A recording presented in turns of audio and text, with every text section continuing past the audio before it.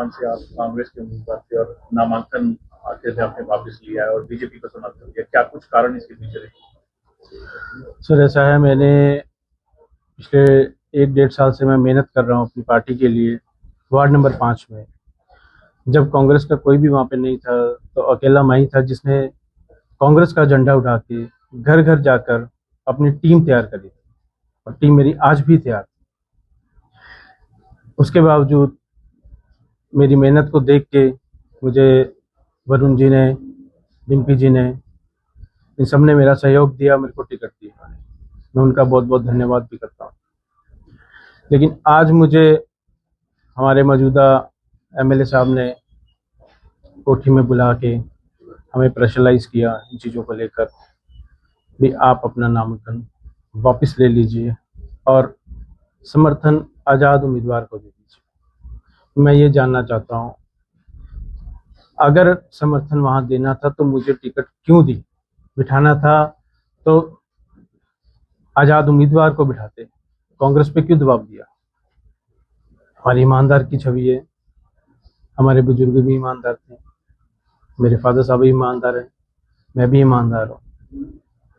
हम पिछले कई सालों से अम्बाला में ही रह रहे हैं, आज तक कभी किसी से कभी पैसा नहीं खाया, ना ही कभी किसी से कोई हमारा दुर्व्यवहार है किसी के साथ। लेकिन हमारी ईमानदारी के ऊपर आज ये गलत उठाई गई तो हमें इस बात की निंदा करते हैं। केवल में जो है नामांकन वापस लेकर अब आपको जो है समर्थन दिया, कितना फायदा जो है मिलेगा? देखिए, मेरे अमन उपल पहले भी मेरे छोटे भाई हैं और छोटे भाई की तरह ही उन्होंने हमेशा मेरा मान सम्मान किया है। और आज जब इनके ऊपर एक नाजायज दबाव कांग्रेस पार्टी द्वारा बनाया गया, मैं तो आज इतना देखकर परेशान हूँ इस कांग्रेस पार्टी के रवैये को कि जो सबसे पुरानी पार्टी आज अपने कैंडिडेटों को बिठाकर, उनकी स्थिति इतनी खराब हो चुकी है अम्बाला के अंदर कि उनको कोई वोट डालना नहीं चाह रहा, उनको कोई बुलाना नहीं चाह रहा, तो आज वो इस तरह के रवैये अपना रहे हैं, तालमेल बिठाने की कोशिश कर रहे हैं कि किसी आज़ाद को दे दो, किसी आज़ाद को अपने पक्ष में बिठा लो। तो आज कांग्रेस की स्थिति बड़ी दयनीय हो चुकी है।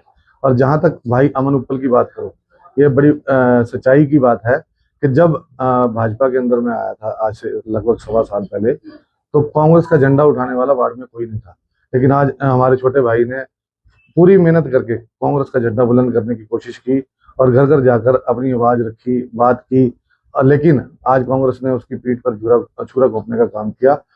उससे परेशान होकर छोटे भाई ने आज भाजपा को पूर्व मंत्री सिंह गोयल जी के नेतृत्व में, आज भाई मनदीप राणा जी के नेतृत्व में भाजपा ज्वाइन किया है। और भाई सिंह गोयल जी ने एक आश्वासन दिया है कि छोटे भाई की तरह आपको रखा जाएगा। और जिस तरह से हमारे पुराने रिश्ते रहे हैं, मैं समझता हूँ कि हम आज मिलजुल कर भाजपा की जीत तो पहले ही सुनिश्चित थी इस वार्ड के अंदर, लेकिन आज उसमें बहुत बल मिलने का काम हुआ है। और जैसा कि अंकल उपल साहब ने कहा कि खाली ये 5 नंबर में नहीं होगा, आपको शहर के कई वार्डों में ऐसा बदलाव नजर आएगा कि भाजपा, वैसे तो 20 की 20 सीटें भाजपा जीतने जा रही है, लेकिन वो मार्जिन जो है वो उपल साहब के परिवार आने से भाजपा का मार्जिन जो है हर जगह बढ़ता नजर आएगा। इसके पीछे रहे हैं इसका कारण, बिल्कुल इसका कारण, सबसे बड़ा कारण ये है कि जब मेहता जी बीजेपी में आए थे तो वहाँ पर कोई झाड़ू उठाने वाला नहीं था। तो हमें उन्होंने सारा प्रेशर डाल के, सब डाल के, तो हमने वहाँ पर अपने बेटे को इसने बनाई, सारी पर मेहनत तक की, सब कुछ किया। और इन्होंने ज़बरदस्ती प्रधान बनाया। हम टिकट बनाने के लिए और किसी को कहते थे लाओ, इन्होंने ज़बरदस्ती हमें इसकी एमसी की टिकट दे के इलेक्शन लाया। ऊपर हाईकमान से भी आया था कि आपने लड़ना ही लड़ना है। तो हमने कहा चलो लड़ लेते हैं। अखीर मौके पे आके, अखीरले दिन, आज के दिन हम पर प्रेशर डाला गया कि आप समर्थन जो है वो वापस इनको गुप्ता को दे दो, जबकि हम कांग्रेस की टिकट पे थे, वो आज़ाद की टिकट पे थे। ये हमें नहीं पता क्या काला वाला क्या हुआ है, प्रेशर इतना डाला गया है, इतना डाला गया है। तो हमने कहा आज कि अब गुप्ते को जिताना है, जितने सारे पीछे लगे हमारे, तो क्यों ना हम बीजेपी के बंदे को जिताएं। बाकी एक बात मैं सब दुनिया, सारी जनता, सारे वार्डों को मैं कहना चाहता हूँ, मेरी ईमानदारी की छवि है, रहेगी। अगर कोई मुझे ये ब्लेम लगाता है, कुछ करता है, मीडिया पर आ रहा है उस पर, अगर मैंने किसी से एक पैसा भी खाया है, असीम गोयल जी बैठे हैं, अगर बीजेपी से भी मैंने कोई पैसे खाए हैं या पैसे लेकर पार्टी बदली है तो मैंने गऊ का मांस खाया है। अगर इसके ऊपर मेरा कोई नाम लगाएगा, कुछ करेगा, तो उसके लिए भगवान बैठा है, वो अपने आप ही वो करेगा। कांग्रेस ने प्रत्याशी ने जो है बीजेपी कैंडिडेट को समर्थन दिया है, कितना फायदा वार्ड 5 में बीजेपी को? मैं समझता हूं कि आज खाली कांग्रेस के प्रत्याशी ने ज्वाइनिंग नहीं की, उपल साहब ने, आज कांग्रेस के एक बहुत पुराने परिवार ने भारतीय जनता पार्टी को मजबूत करने का काम किया है। अमनजीत उपल जी और उनके पिताजी उपल साहब और साथ में उनकी टीम है, बिंद्रा साहब हैं, एमी जी हैं, गुरनाम जी हैं। जिस प्रकार से इनकी मेहनत को नजरअंदाज करने का जो काम किया जा रहा था, स्वयं वो अपनी बात रखेंगे, लेकिन मैं समझता हूं कि इन्होंने मेहता जी की जीत को जो है आज एक तरफा और यकीनी बनाने का काम किया है वार्ड नंबर 5 से, और निश्चित रूप से इनका फायदा हमें वार्ड नंबर खाली 5 तक सीमित नहीं रहेगा, हमें इनका फायदा वार्ड नंबर 2 में भी मिलेगा।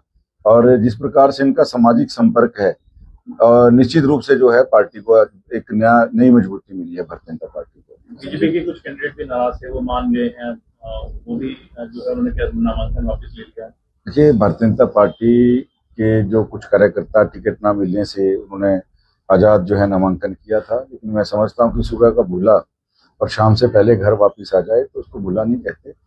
आज उन्होंने नामांकन वापस ले लिया है और भारतीय जनता पार्टी की रीति नीति में ही आस्था रखते हैं, उनके उम्मीदवारों को जिताने का प्रण लिया है, तो निश्चित रूप से बहुत अच्छी बात है। दिया है पार्टी को, तो कितना फायदा जो है बीजेपी को नगर निगम चुनावों में मिलेगा?